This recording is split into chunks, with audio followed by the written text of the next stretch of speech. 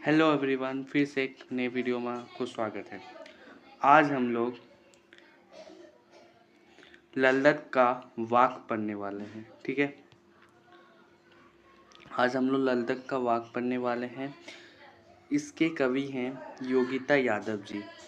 इस कहानी में यह कवि हमें कुछ जीवन रूपी नाव के बारे में बताना चाह रहे हैं।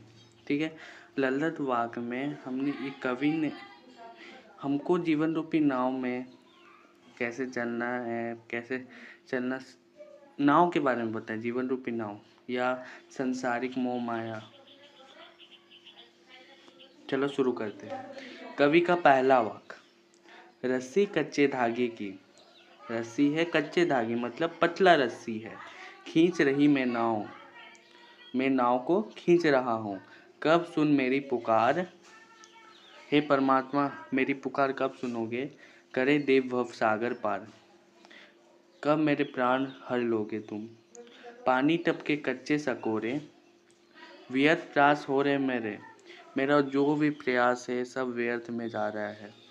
जी में उठती रह रहे हुक, घर जाने की चाह है घेरे। मुझे आपको शरण में जाना है। ठीक है, उसका शब्दार्थ पढ़ते हैं। कच्चे धागे मतलब कमजोर सहारा, सहारा है कमजोर। देव मतलब परमात्मा देवता। ठीक है, भवसागर मतलब संसार रूपी समुद्र। भवसागर मतलब संसार रूपी समुद्र में जो हम लोग चल रहे हैं। सकोरे मतलब मिट्टी के पात्र में जिनमें पानी या दूध पिया जाता है। मिट्टी का पात्र होता है जिसमें हम लोग पानी या दूध पीते हैं। व्यर्थ मतलब बेकार। हुक तड़प, हुक मतलब तड़प, वेदना, तड़प हो रहा है मुझे। चाहता या इच्छा, चाह मतलब इच्छा ही मान लो। ठीक है, उसका भावार्थ पढ़ते हैं हम लोग। कवित्री कहती है परमात्मा है ईश्वर, मैं जिस जीवन रूपी नाव से इस संसारिक सागर को पार करने का प्रयास कर रही हूँ और जीवन रूपी नाव को जिस प्राण रूपी रस्सी से खींच रही हूँ। कवि कहती है परमात्मा है ईश्वर, मैं जिस जीवन रूपी नाव को पार करने की कोशिश कर रही हूँ, प्रयास कर रही हूँ, और जीवन रूपी नाव को जिस प्राण रूपी रस्सी से खींच रही हूँ। हम लोग का जो प्राण होता है वो कवि कहती है मैं जो प्राण रूपी रस्सी से खींच रहा हूँ वो अत्यंत क्षीण है मतलब पतला है, कमज़ोर कच्चे धागे की है। क्षीण मतलब कमज़ोर, कच्चे धागे मतलब पतला, सहारा कमज़ोर है। मैं इस प्राण रूपी रस्सी में जीवन रूपी नाव को अधिक दिनों तक नहीं खींच सकती। वो बोलती है कि हम इस कच्चे धागे क्षीण रस्सी से हम अधिक दिन तक नहीं टिक पाएंगे, खींच सकती है।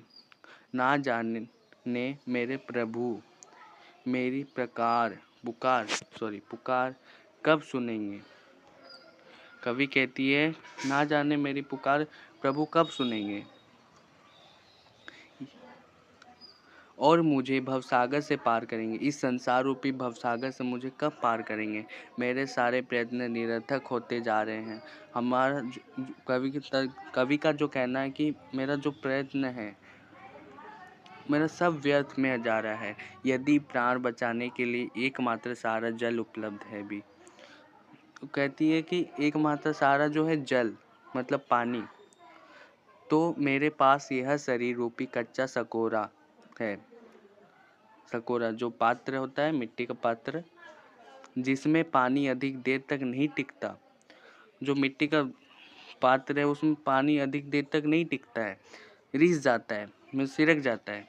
ठीक है, अपने प्रभु से मिलने के मेरे सभी प्रयास व्यर्थ हो जा रहे हैं।